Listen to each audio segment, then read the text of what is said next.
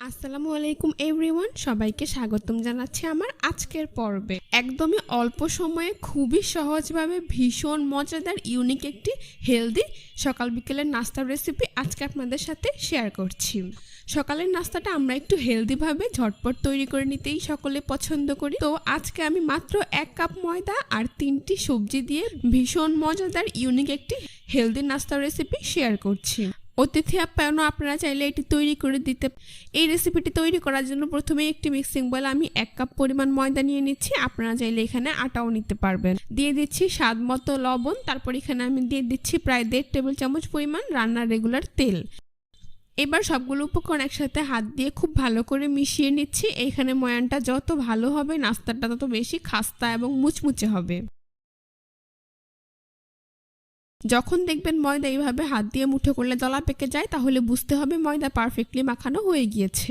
এখন আমি এর মধ্যে অল্প অল্প করে পানি অ্যাড করে একটি সফট ডো তৈরি করে নিচ্ছি। এখানে আমি নর্মাল টেম্পারেচারের পানিটাই ব্যবহার করেছি।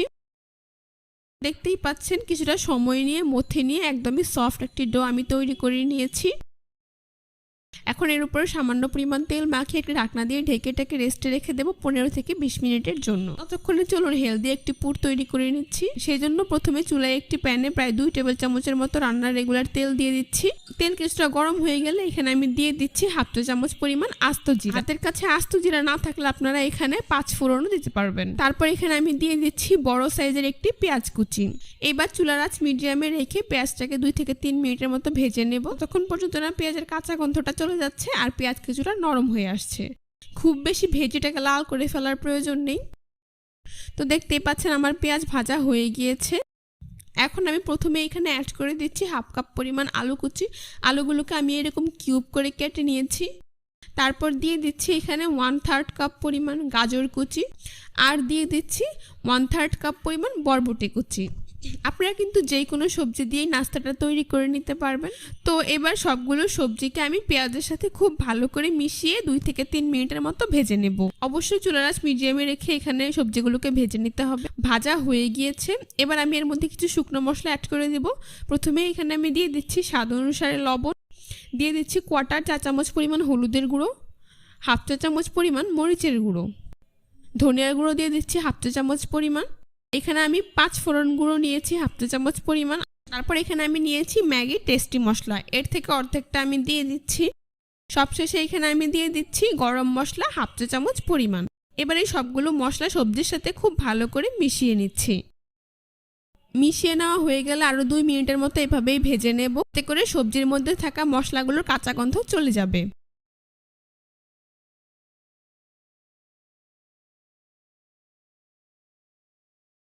ভাজা হয়ে গিয়েছে। এখন আমি এর মধ্যে দিয়ে দিচ্ছি 3 থেকে 4টি কাঁচামরিচ কুচি। কাঁচামরিচগুলোকেও সব কিছুর সাথে খুব ভালো করে মিশিয়ে নিচ্ছি। এইবার সবজিগুলোকে সেদ্ধ করে নেওয়ার জন্য এখানে আমি প্রায় 1 কাপ পরিমাণ নর্মাল পানি দিয়ে দিচ্ছি। পানি দেওয়া হয়ে গেলে সবজিগুলোকে একটু নেড়ে পানির সাথে মিশিয়ে নিচ্ছি। এখন একটি ঢাকনা দিয়ে ঢেকে অপেক্ষা করছি যতক্ষণ পর্যন্ত না সবজিটা সেদ্ধ হয়ে পানি শুকিয়ে আসছে। মোটামুটি 10 থেকে 15 মিনিট পর আমি ঢাকনাটা উঠিয়ে নিচ্ছি। দেখতেই পাচ্ছেন আমার কিন্তু সবজিটা সেদ্ধ হয়ে গিয়েছে আর এর পানিটাও কিন্তু শুকিয়ে গিয়েছে। আপনারা চাইলে মাঝে 2-1 বার ঢাকনা উঠিয়ে এগুলোকে নেড়ে দিতে পারেন, সেই ক্ষেত্রে সবজিটা আর লেগে যাবে না। এখন আমি আবারও সবজিটাকে এইভাবে কিছুটা নেড়ে সবকিছুর সাথে খুব ভালো করে মিশিয়ে নিচ্ছি। এবার আমি এর মধ্যে অ্যাড করে দিচ্ছি প্রায় 1 টেবিল চামচ পরিমাণ ধনিয়া পাতা কুচি। ধনিয়া পাতাটাকেও সবকিছুর সাথে খুব ভালো করে মিশিয়ে নিচ্ছি। দেখতেই পাচ্ছেন মাত্র 3টি সবজি দিয়েই কিন্তু আমি ঝটপট একটি পুর তৈরি করে নিয়েছি। এখন চুলা বন্ধ করে এটাকে ঠান্ডা করে একটি প্লেটে নিয়ে নিচ্ছি। ফিরে এলাম 20 মিনিট পর। আমি ঢাকনা সরিয়ে নিচ্ছি। পাচ্ছেন আমার ডো কিন্তু অনেকটাই সফট হয়ে গিয়েছে। এখন এটাকে আরও কিছুটা সময় মথে নিচ্ছি। তারপর একটি বোর্ডের ওপর নিয়ে নিচ্ছি। বোর্ডের ওপর নিয়ে এটাকে এইভাবে গোল বলের মতো তৈরি করে নিচ্ছি। এবার একটি ছুরি দিয়ে বলটাকে এইভাবে কেটে সমান 6 ভাগে ভাগ করে নিচ্ছি। আপনারা দেখেই বুঝতে পারছেন কাজটা আমি কিভাবে করছি। এখন এইখান থেকে একটি লেচি রেখে বাকিগুলোকে আমি একটি মিক্সিং বলে নিয়ে ঢেকে রাখছি। এবার এই লেচিটাকেও আমি এইভাবে গোল বলের মতো তৈরি করে নিচ্ছি। তারপর হাত দিয়ে হালকা চেপে চ্যাপটা করে উপরে পরিমাণ মতো ময়দা ছিটিয়ে দিচ্ছি। এখন বেলুন দিয়ে বেলে মিডিয়াম পুরুত্বের একটি রুটি তৈরি করে নিচ্ছি। এইখানে রুটিটাকে খুব বেশি পাতলা করে ফেলা যাবে না, আবার এটাকে অনেক বেশি ভারীও রাখা যাবে না। তো দেখতেই পাচ্ছেন আমার রুটি কিন্তু তৈরি করা হয়ে গিয়েছে, আর এর পুরুত্ব ঠিক এমন হয়েছে। এখন তৈরি করে রাখা সবজির পুর পরিমাণ মতো আমি এই রুটির মাঝখানে দিয়ে দিচ্ছি। মোটামুটি 3 থেকে 4 চামচের মতো পুর আমি দিয়ে দিয়েছি। এবার চামচ দিয়ে পুরটাকে রুটির মাঝখানে এইভাবে বর্গাকার শেপ করে নিচ্ছি। এখন আঙ্গুল দিয়ে রুটির চারপাশে এইভাবে পানি লাগিয়ে নিচ্ছি, এতে করে নাস্তাটা সিল করতে সুবিধে হবে। এখন পুরের শেপ অনুযায়ী এরকম বর্গাকার করে আমি নাস্তাটাকে ভাঁজ করে নেব। সেই জন্য রুটিটার এক পাশ এইভাবে মাঝ বরাবর এনে অপর পাশও এর উপর এইভাবে এনে লাগিয়ে নিচ্ছি।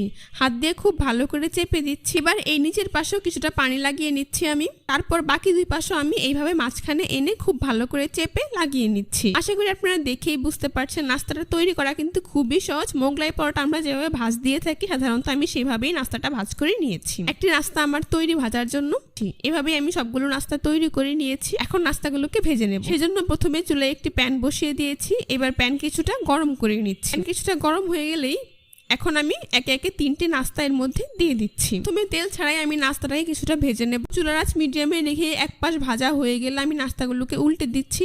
আপনারা চাইলে কিন্তু কোনো প্রকার তেল দেওয়া ছাড়াই একদমই হেলদি ভাবে এই নাস্তাটা তৈরি করে দিতে পারবেন। চুলার আঁচ মিডিয়ামে রেখে এইভাবে কিছুক্ষণ পরপর উল্টে পাল্টে নাস্তাগুলোকে আমি অনেকটাই ভেজে নিয়েছি। আশা করি আপনারা দেখেই বুঝতে পারছেন। যখন নাস্তাগুলোতে এইরকম কালার আসতে শুরু করবে তখন আমি এর মধ্যে প্রায় 2 টেবিল চামচের মতো রান্নার রেগুলার তেল দিয়ে দিচ্ছি। তেল দেওয়ার পর এবার নাস্তাটা সব পাশ এভাবে চেপে খুব ভালো করে ভেজে নিতে হবে। এটা তৈরি করার জন্য কিন্তু খুব বেশি তেল ব্যবহার করা হয় না। আশা করি আপনারা দেখেই বুঝতে পারছেন। আমি কিছুক্ষণ পরপর উল্টে পাল্টে নাস্তাগুলোকে আমি গোল্ডেন ব্রাউন কালার ভেজে নিয়েছি। এখন নাস্তাগুলোকে একে একে প্যান থেকে তুলে একটি নাস্তার প্লেটে নিয়ে নিচ্ছি।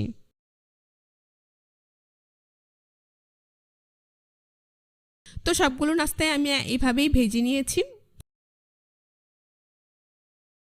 এইবার গরম গরম পরিবেশন করে আপনাদের দেখিয়ে দিচ্ছি। দেখুন নাস্তাগুলো দেখতে মাশাআল্লাহ কতটা সুন্দর হয়েছে, আর খেতেও হয়েছে অসাধারণ। সকালের নাস্তা অথবা বাচ্চাদের টিফিনের জন্য সবসময় একইভাবে রুটি পরোটা তৈরি না করে আজকের এই ভিন্নধর্মী রেসিপিটি একবার ট্রাই করে দেখতে পারেন। আশা করছি পরিবারের সকলের খুবই পছন্দ হবে। রেসিপিটি ভালো লাগলে অবশ্যই আমার চ্যানেলটি সাবস্ক্রাইব করবেন, পাশে থাকা বেল বাটনটি অন করে দিবেন। সবাই ভালো থাকবেন, সুস্থ থাকবেন। আল্লাহ হাফেজ।